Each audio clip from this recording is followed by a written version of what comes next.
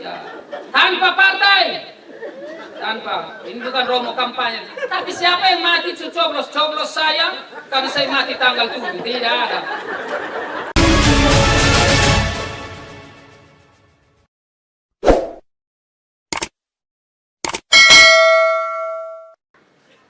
Mau bajingan-bajingan, mati muat di apa? Ambulans. Sederhana saya begini.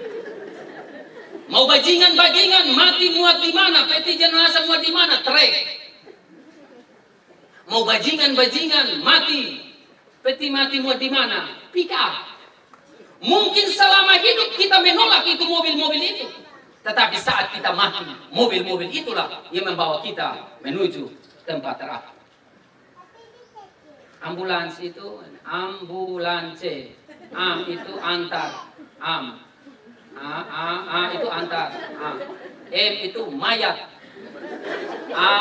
am, bu itu butuh, lari, c itu apa? Cepat. Jadi ambulans itu antar mayat, butuh, lari, cepat. Jadi yang mau butuh cepat, ambulans supaya cepat. Dan itu tidak ditilang. Tidak ditilang. Ambulans tidak ditilang. Paus mengatakan kepada kita sekalian tentang hal yang sangat sederhana. Paus menginspirasi dalam kesederhanaannya, ketulusannya. Maka kematian itu juga adalah sederhana. Kita datang ini juga karena kita sadar. Lebih baik mati kita berkunjung supaya saat kita mati orang kunjungan balik. Lebih baik pergi ke rumah duka daripada pergi ke pesta. Tulis dalam kitab suci. Karena di rumah duka inilah semua kesudahan berakhir dan kembali pada hidup yang baru. Kita ini calon terkuat untuk mati tanpa terkecuali, tanpa baliho. Baliho tidak perlu.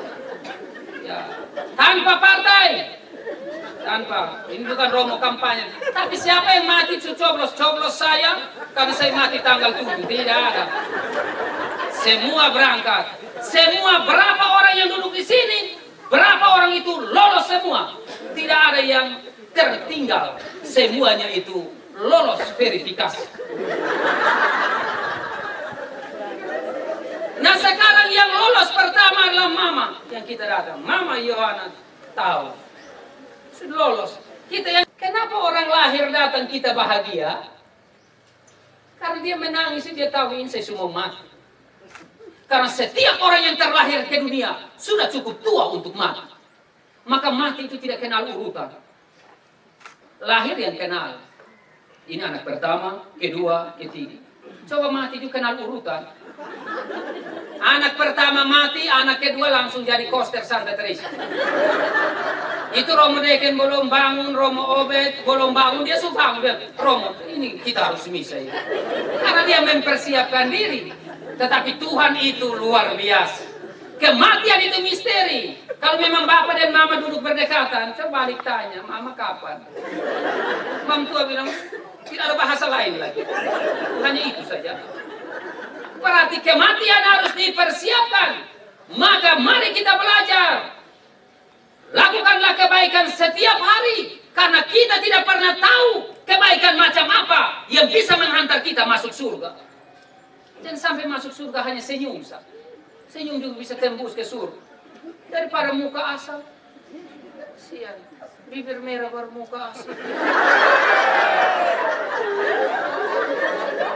Kita harus yang bagus. Senyum saja. Kenapa senyum? Mother Teresa menulis, senyum adalah pesan terdekat yang langsung sampai ke hati. Nah pesan yang langsung sampai ke hati senyum.